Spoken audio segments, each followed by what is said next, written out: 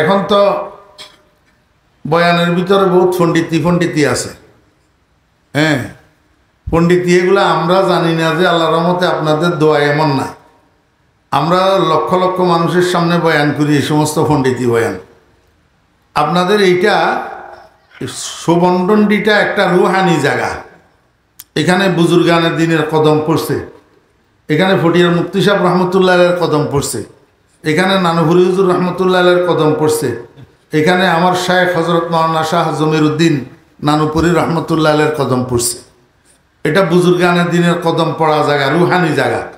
আমি এখানে পণ্ডিতি করতে চাইতেছি না। কিছু এমন খোরাক এখান থেকে যেন নিয়ে যেতে পারেন, সর্বস্তরের নারী পুরুষের যেন উপকারে আসে। একটু মনোযোগ সহকারে শুনেন। গোটা পৃথিবীর মানুষের আল্লাহ পাক দুই ভাগ করলেন। এক ভাগের নাম ইমানদার, আরেক ভাগের নাম বেঈমান। বেঈমানের কথা আল্লাহ বলে নেই, আল্লাহ বলছে ইমানদারের কথা, যে ইমানদার যারা তাদের দিলটা শান্ত হয় আল্লাহর জিকিরের দ্বারা। কেন? কারণটা কি? এই কেনটা একটু ভালো রকম বুঝেন। আসলে দিলের শান্তির সম্পর্ক জিকিরের সাথে না। জিকির শব্দের অর্থ কি বলেন? জিকির শব্দের অর্থ কি? জি, স্মরণ করা। জিকির শব্দের অর্থ স্মরণ করা। এখন এই স্মরণটাও দুই প্রকার। একটা স্মরণ মুখের দ্বারায় হয়, মুখের দ্বারায় আপনি বসে বসে আরেকজনের সাথে আমার আলোচনা করতেছেন, আমার নাম বলতেছেন, আমার আলোচনা করতেছেন, এইটা হইল মুখের স্মরণ। আরেকটা স্মরণ হইল আপনার ডাইনে বামে কেউ নেই, আপনি নিজে নিজে বসে বসে ওই আপনার বিদেশে থাকা ছেলেটার কল্পনা করতেছেন, আপনার মরি গেছে যে কবরে থাকা সন্তান এটার কল্পনা করতেছেন। এটা একটা স্মরণ। বুঝি থাকলে বলুন তো, এই স্মরণটা মুখের না দিলের? আল্লাহু আকবার। তাহলে স্মরণও কয় প্রকার?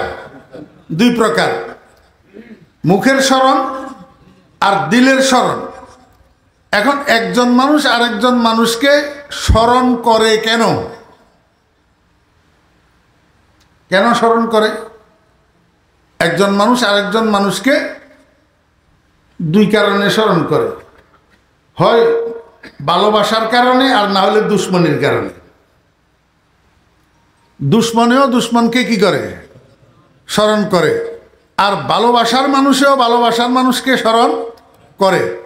ভালোবাসার মানুষে ভালোবাসার মানুষকে স্মরণ করে মহব্বতে, আর দুশ্মনে দুশ্মনকে স্মরণ করে দুশ্মনির কারণে। আল্লাহু আকবার।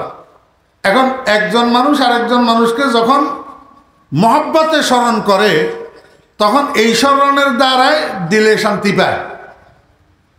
আর দুশ্মনির কারণে যেই স্মরণ হয় সেটার দ্বারাই দিলে শান্তি আসে না, এটা দিলের শান্তির কারণ না। এখন ইমানদারের অন্তর আল্লাহর স্মরণের দ্বারাই শান্ত হয়। কারণটা কি? ইমানদারের দিলের ভিতরে আল্লাহ পাকের মহব্বত থাকে। আল্লাহ পাকের কি থাকে? মহব্বত থাকে। একটা ছেলে দুবাই গেছে 2 বৎসরের বিষয়। 1 বৎসর যাওয়ার পরে বাড়িতে একটা চিঠি দিছে বাপের নামে। তো বাপও অশিক্ষিত, মাও অশিক্ষিত, ছেলে মেয়েরা শিক্ষিত।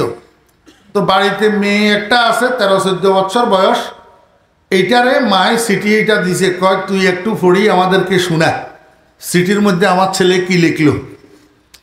তো মেয়ে এটা চিঠি এটা পড়ি মাকে শুনাইছে। সবাই শুনতেছে, অন্যরাও বসা আছে, বাপও বসা আছে, ভাই বোনেরাও বসা আছে, সবাই শুনতেছে, মাও শুনতেছে। কিন্তু মায়ের শোনা আর অন্যদের শোনার মধ্যে বেশ কম কি? সবাই শুনতেছে, কোনো অ্যাকশন রিয়াকশন নাই, কিন্তু মা শুনতেছে, মার চোখের পানি জর জর জর জর করে পড়তেছে। তাহলে শোনায় শোনায় বেশ কম আসেনি? জি, আল্লাহু আকবার। আল্লাহর ওলিরাও কোরআন শরীফ তেলাওয়াত করে, আমরাও কোরআন শরীফ তেলাওয়াত করি। আল্লাহর ওলিরা কোরআন শরীফ তেলাওয়াত করতে করতে চোখের পানি জর জর করে করে পড়ে, কিন্তু আমাদের তো পড়ে না। তাহলে ফড়ায় ফড়ায় বেশ কম আছে না। এখন সিটি যখন পড়া শেষ হয়েছে, মায়ে মেয়েটারে কয় আরেকবার পড়।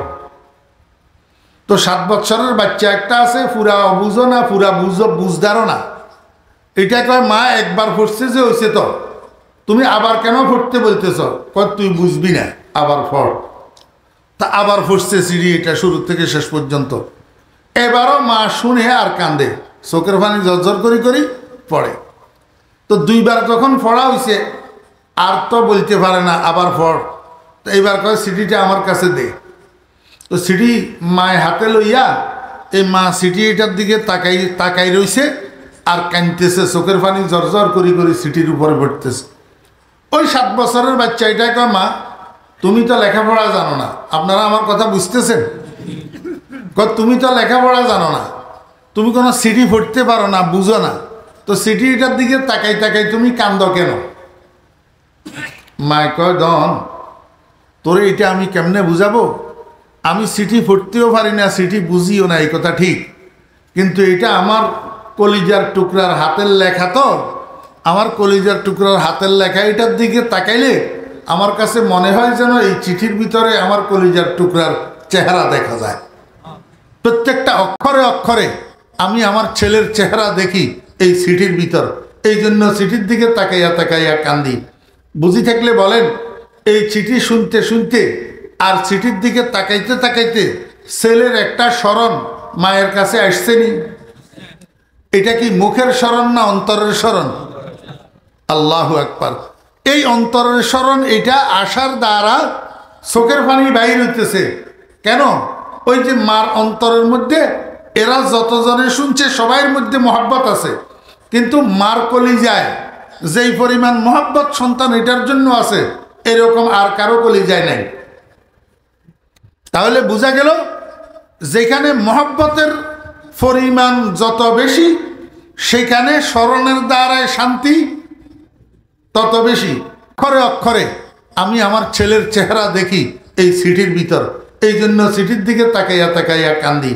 বুঝি থাকলে বলেন, এই চিঠি শুনতে শুনতে আর চিঠির দিকে তাকাইতে ছেলের একটা স্মরণ মায়ের কাছে আসছেনি?